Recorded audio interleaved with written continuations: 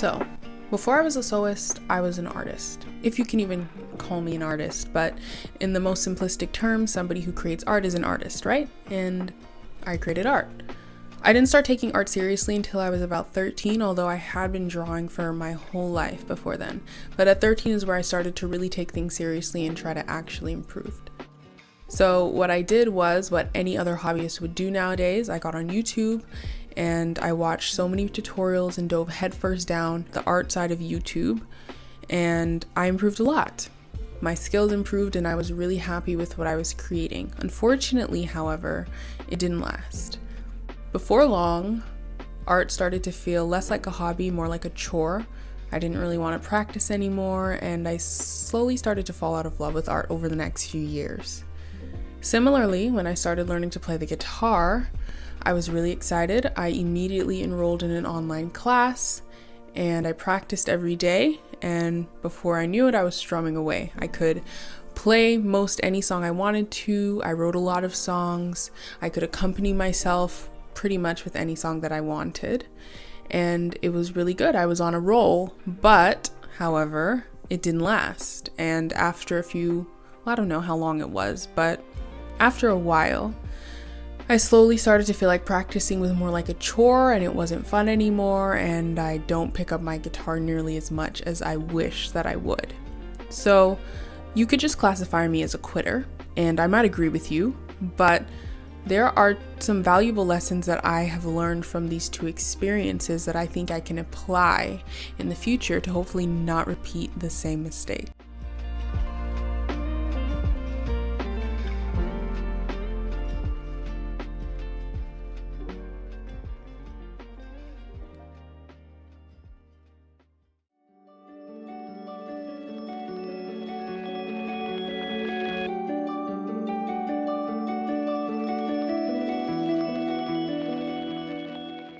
So why am I even telling you this?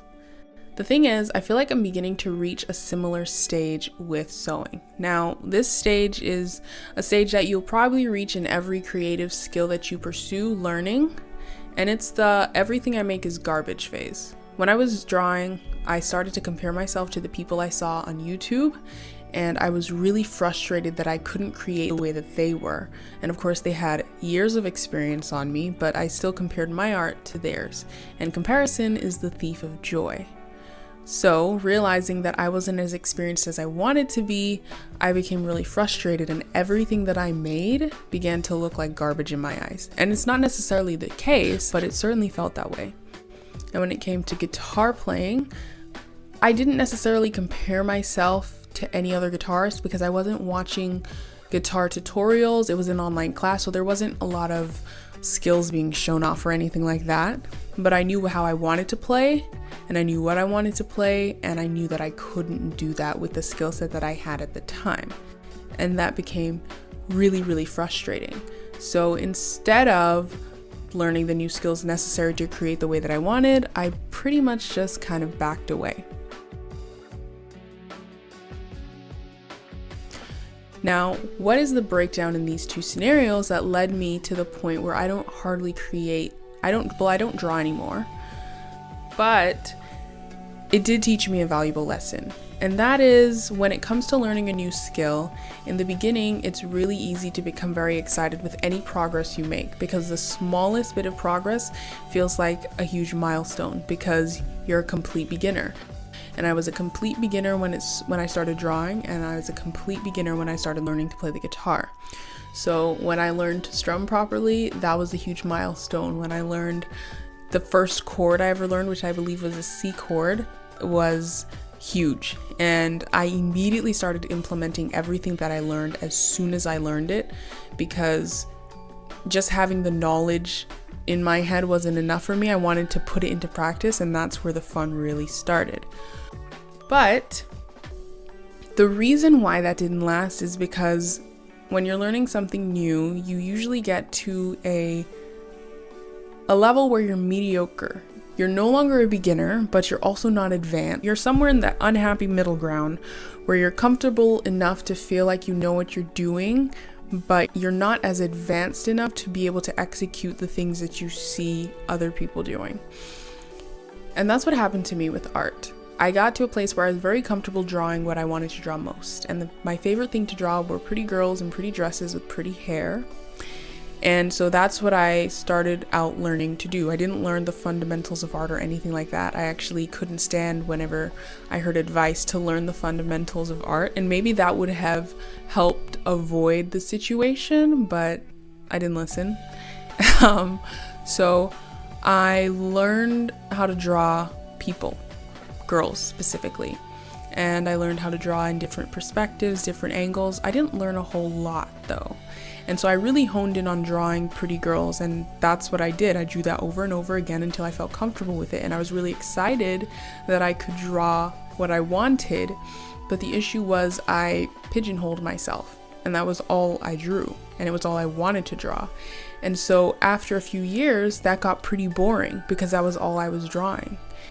And after a while, I sort of felt like it was stale. And there were times where I would say, okay, I'm not going to draw people for at least a month or something, and I would draw other things. But I always fell back into drawing what was comfortable. And I reached a plateau in my learning journey where I stopped learning and I just continued to recreate the same things over and over again.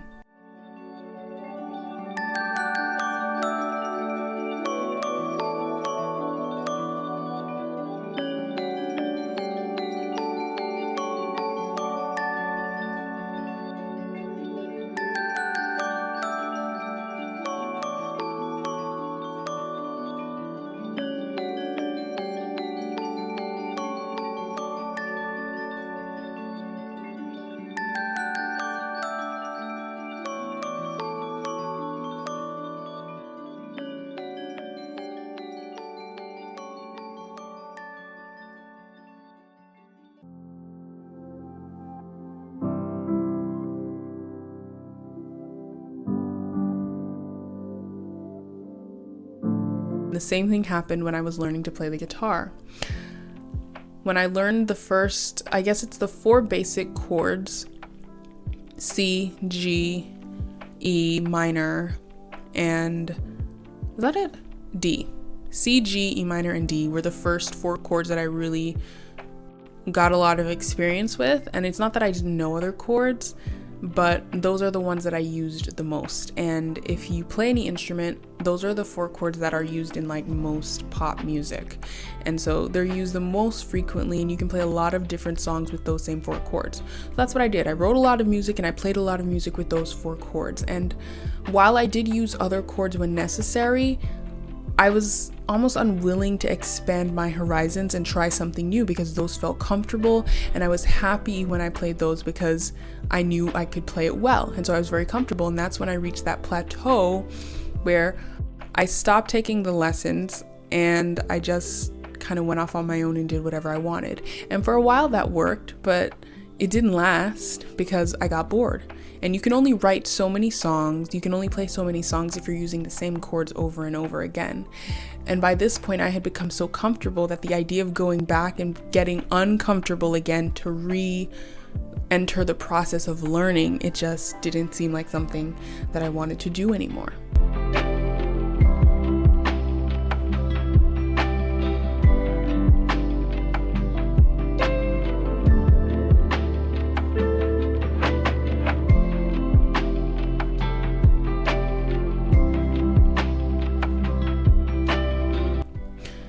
So, I say that to say that I feel like I'm beginning to reach that point in sewing where everything I make, I decide is garbage, which I know isn't true, but I can't deny the fact that sometimes it feels like it is true. So how am I going to avoid that with sewing? Because with sewing, I don't want to fall out of love with sewing. I don't want this to become a hobby for a time that is something that I say, oh yeah, I used to do that. I want to stick with this, and I want this to be a part of my life for the rest of my life. So how do I get away from just following into a rhythm that eventually grows into boredom and I just quit one day?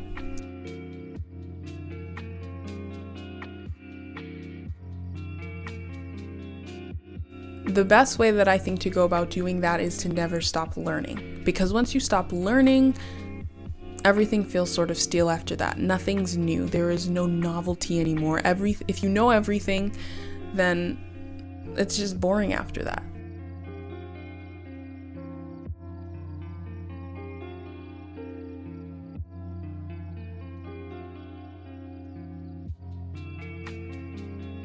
I don't ever want to stop learning. I want to continue to challenge myself and put myself in spaces where I don't know how to do things, to get very well acquainted with my seam ripper, which I already feel very well acquainted, but to allow myself to do things where the possibility to make a mistake is high because it's difficult and it's challenging and it's not something that I've done before. But I still want to do that because that's the only way that I'm ever going to grow. And if I'm able to advance my skill set, I'll be able to create more things, and I won't fall into a rhythm of making the same thing over and over again. And I can already feel myself doing that, and that is making dresses. And a dress is very versatile. You can make a dress in many different ways. I'm not worried that I'll run out of ideas for making dresses that are unique and different from the ones that I've previously made. But I can see myself following to a rhythm where I'm making basically the same dress with a similar pattern, just slight changes. And I can see myself falling into that because it's easy and it gives you an instant, it's sort of an instant gratification thing where if I know that if I do this and this and this, by this point I'll have a dress that I'll be happy with. But I know over the long term that's not going to last, and eventually I'll get sick of it and I'll just decide, I guess I liked sewing for a time, but now I'm over it. And I don't want that to happen. So I'm going to continue to put myself in spaces where I'm challenged creatively and my skill set is being broadened and grown and stretched so that I don't fall into the boredom of doing the same thing over and over and over again.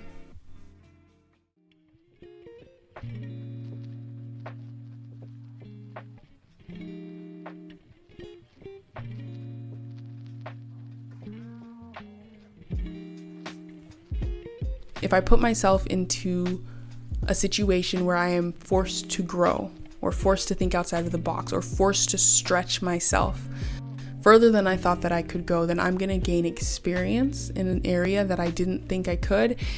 I'm going to be more comfortable doing that in the future. And that not only it grows my skill set, but the possibilities for what I can create are even bigger now, because creativity is wonderful. But if you don't have the skills to back up that creativity, it's just ideas floating in your head. And I have a lot of ideas floating in my head. And the skill of drawing that I got years ago has now come in handy with drawing because I can design those pretty girls in pretty clothes. I can make the pretty clothes now. But I can draw better than I can sew, I think, and drawing is easier for me than sewing because I've been drawing for a lot longer than I have been sewing. So that skill has come back to actually aid me in the sewing process, and it also has taught me what not to do so that I don't end up in the same situation, because I really don't want a repeat of what happened when I used to draw. If I have the skill set to back up my creativity or my imagination, I'll be able to create cooler things that are more innovative, and in the long run, it'll pay off way more. So if you're in a similar situation, challenge yourself and put yourself in a situation where you maybe don't know what you're doing and it's not as easy and it's not as comfortable, but it will pay off in the long run. Thank you guys so much for watching this video. I hope you enjoyed it. I will see you next time. Keep it classy. It was something, I had a place that I was going to, and then I took like a little detour and now I can't find my way back to the original path. Does that happen to you? I'm telling you. Okay.